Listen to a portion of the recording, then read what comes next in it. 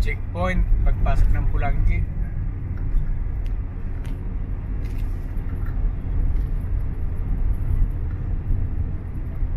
Dito sa may Bato, Camarines Sur. Wala na, maluwag na nga talaga.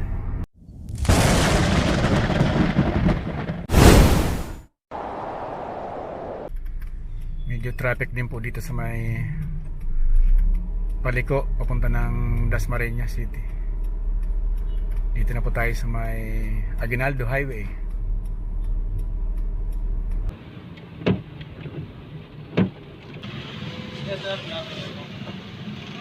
San libo lang? Ano pong karga? Unleaded? Magkano ang 1 litro ngayon unleaded? 6 po. Ha? 66 po. 66? Opo. Okay, thank you. Mer, shoutout nga pala sa misis ko. Mahal na mahal kita. Mer, salamat. Okay, thank you, thank you. Okay, labas na po tayo ng Carmona. Napunta na po tayo ng South Luzon Expressway.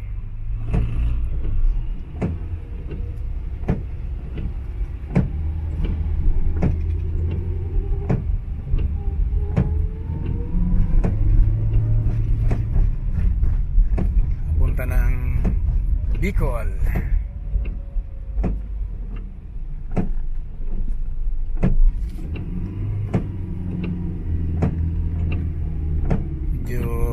Umuulan kaya kailangan ingat sa pag-drive.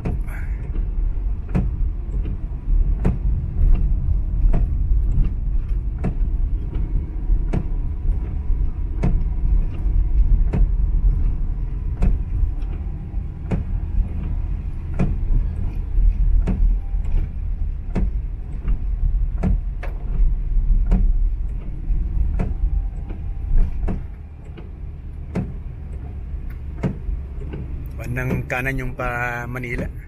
Dito po tayo sa Calamba. Diretso na to ng Bicol. Yun, South Luzon Expressway ng Ataya. Mabuti lang, maluwag dito ang biyahe. Wala masyadong traffic. Na-traffic ako sa may bandang silang galing po ng Dasmariñas City.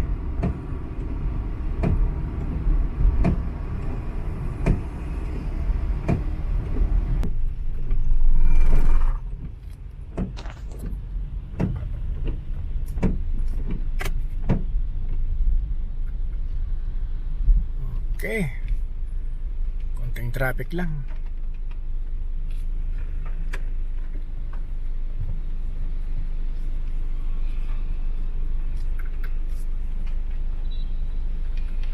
Dito na po tayo sa toll gate ng Calamba. Sobrang traffic, turbina.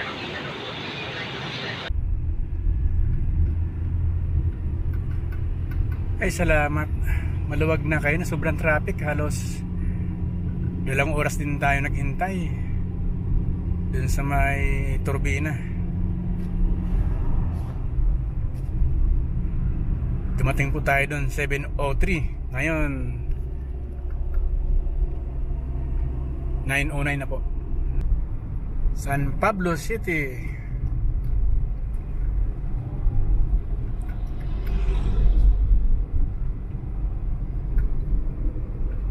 Ganun pa rin. Yung gasolina dito 66 pa rin. Sa Batangas, tingnan po natin kung magkano ang gasolina.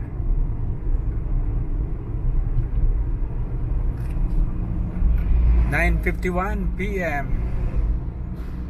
Medyo mabilis ng biyahe po. Hindi katulad kanina, grabe. Walang galawan.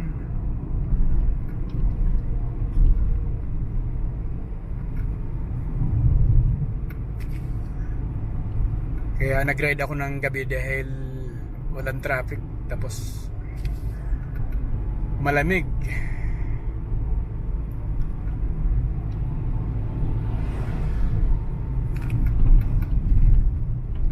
Sinabayan kayo na ng ulan, kaya Cavite pa lang hanggang Calamba 3 oras. Pero pag walang traffic, mga ano lang yun, 45 minutes. Checkpoint sa San Pablo.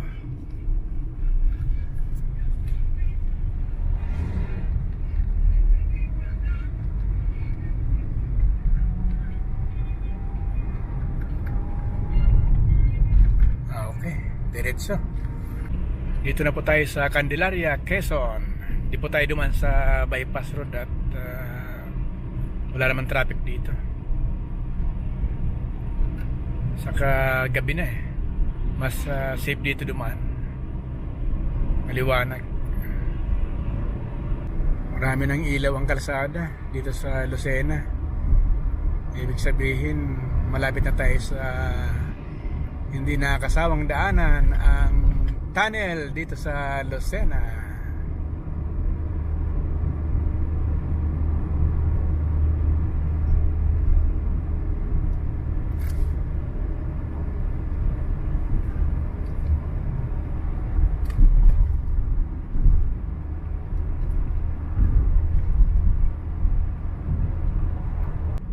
Ito na ang Lucena Tunnel.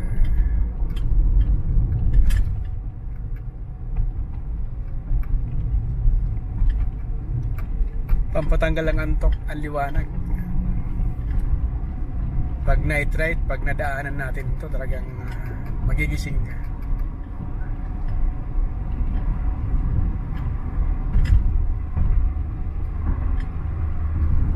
Walang antok.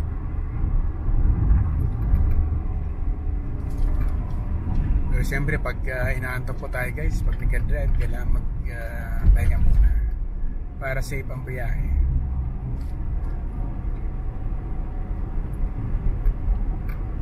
Uh, 11:04 na ng gabi. Meron ditong 7-Eleven.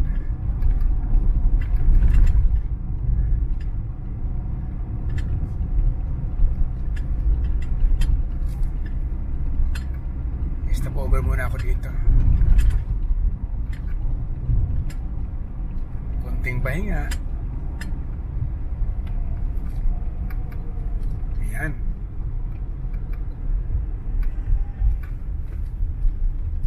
Kasi solo ride lang ako yan eh.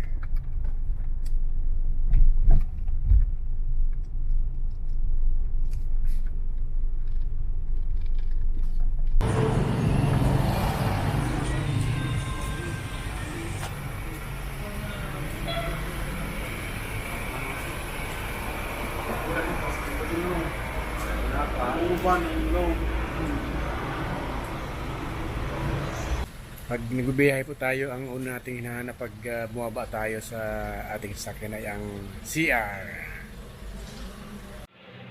Itong pinagong na Masiramon.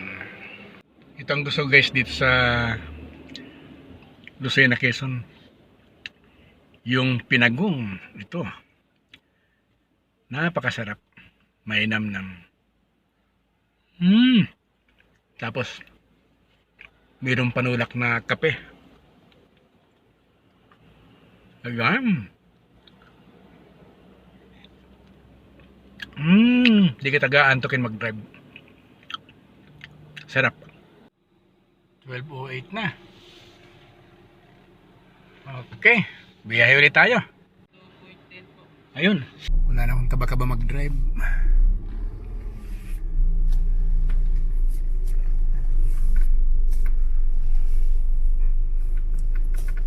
Mas mura ng 4 pesos dito sa Pagbilao, Quezon ang gasolina.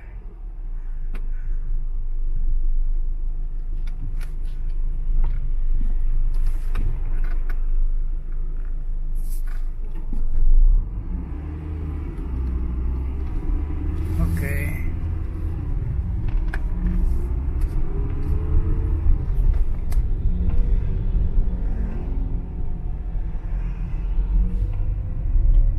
Dito po sa Atimunan, ito ang kailangang defensive sa pag-drive kasi puro malaki ang kasabayan dito. Tapos paahon pa.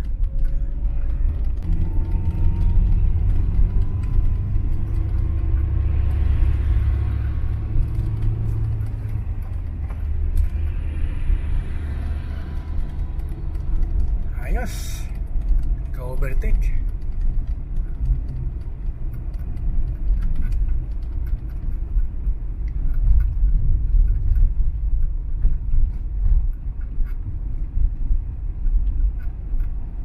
Napakadilim pa naman dito.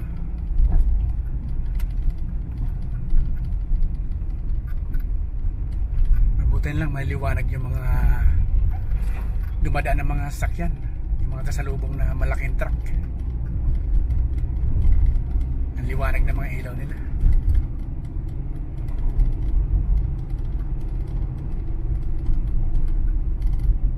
Nasa tabi na po tayo ng dagat sa Gumaka.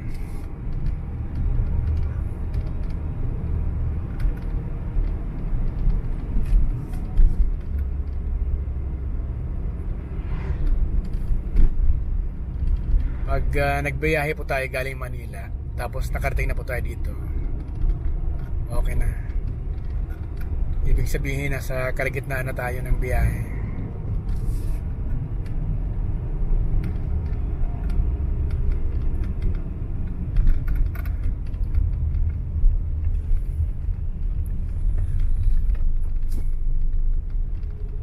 At dito yung mga sikat na mga kainan dito sa Gumaka.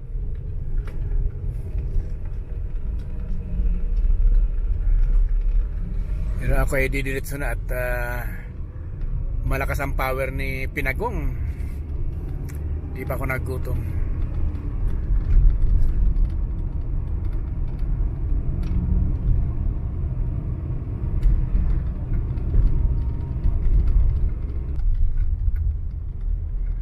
Lopez, Quezon. Ay, ang ganda ng panahon dito. Di na ulan at walang traffic.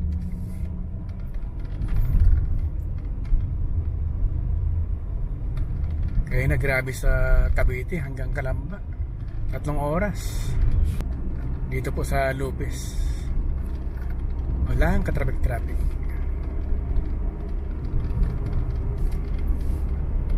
Pero pag peak hours, grabe din dito.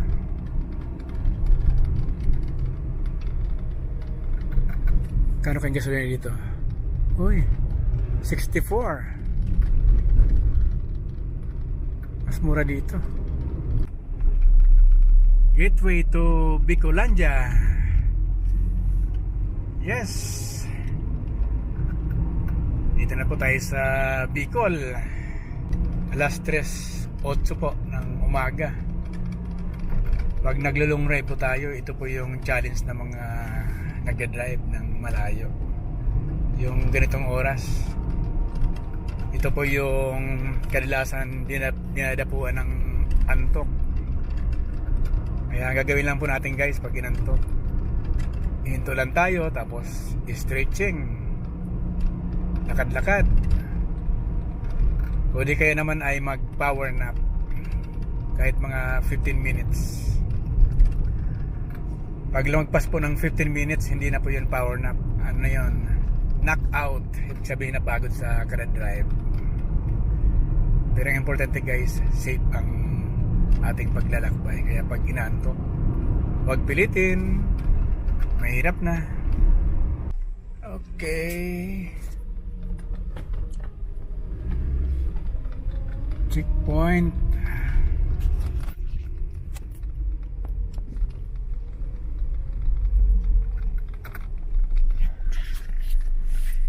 Good morning! Anong biyahe po?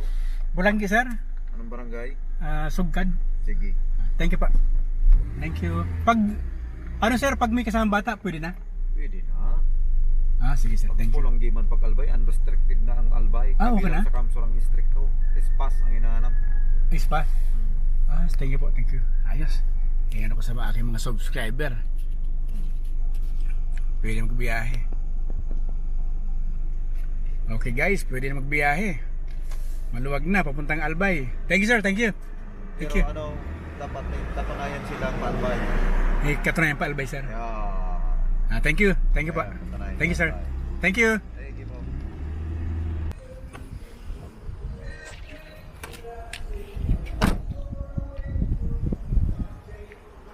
Welcome, Ragay.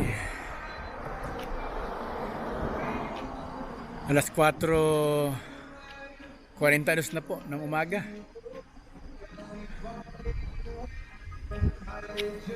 Malapit na po sa Pulangi. Nasa Ragay, Kamsor na po ako.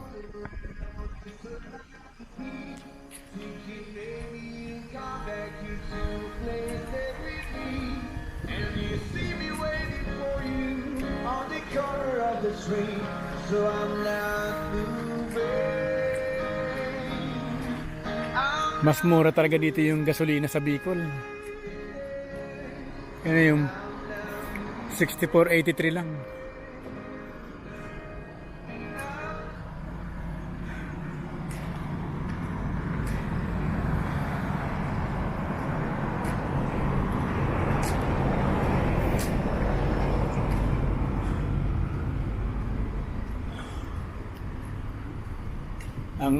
Ang ating nakagulian pag humihinto tayo, ang lagi nating inuunang puntahan ay ang CR. Ito po yung CR ng Ragay. Parang hotel. Malinis. Kung ganito lang po talaga yung CR na gagamitin, talagang kahit may bayad, okay lang. Pero ito, libre po. Pwede gumamit ng CR ng libre.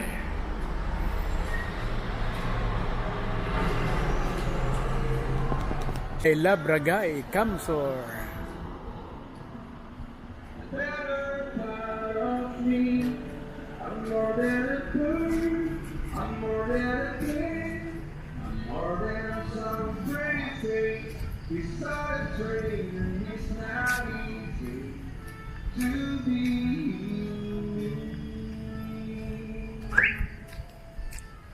I wish that I could cry. At may kubo-kubo pa dito. Pahinga muna saglit.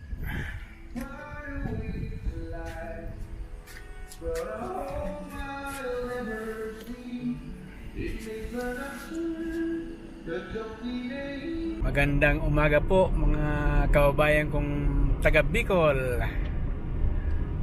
Ayan, maliwanag na. Dito na po tayo sa Pamplona.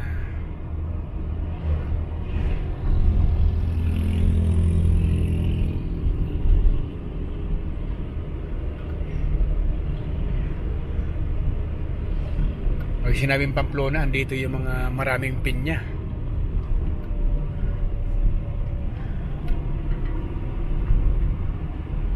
Pasalubong. At dahil maliwanag na, dito tayo dadaan sa bypass road ng Naga.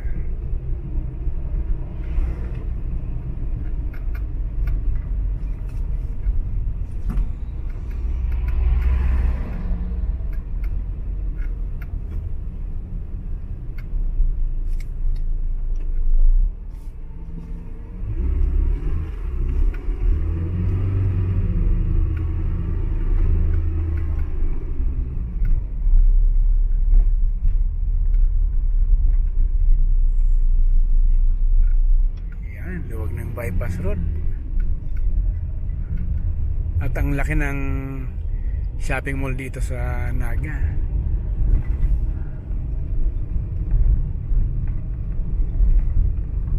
Ang Robinson.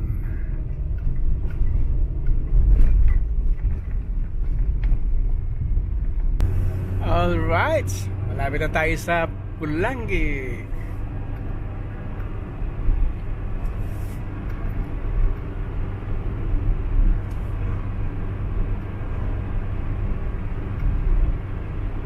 Naambon dito. Mukhang hindi okay ang panahon dito ah.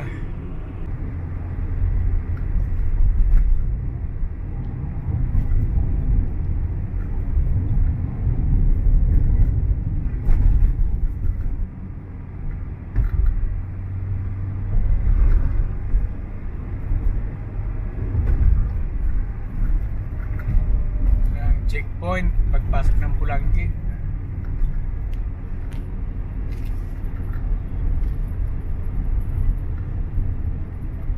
Dito sa may Bato, Camarines Sur.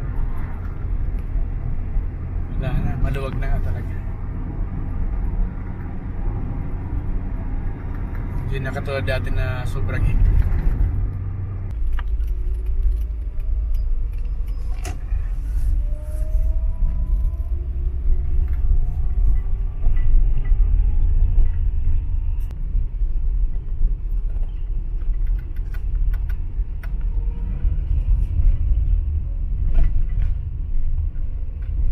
Dito na po tayo sa Pulangi.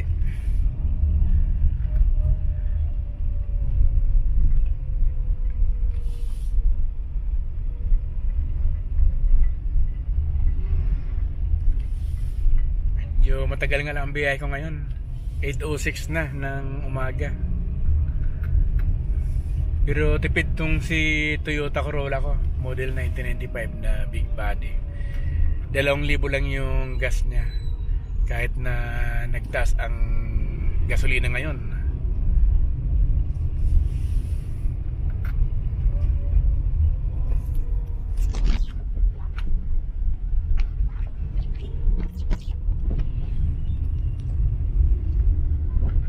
At shout out to pala kay Brel Calyao, ang isa ko pong masugid na taga-subaybay ng mga travel vlogs. At sa mga uwi po sa probinsya, huwag pong kalimutan yung mga requirements para di po kayo maabala.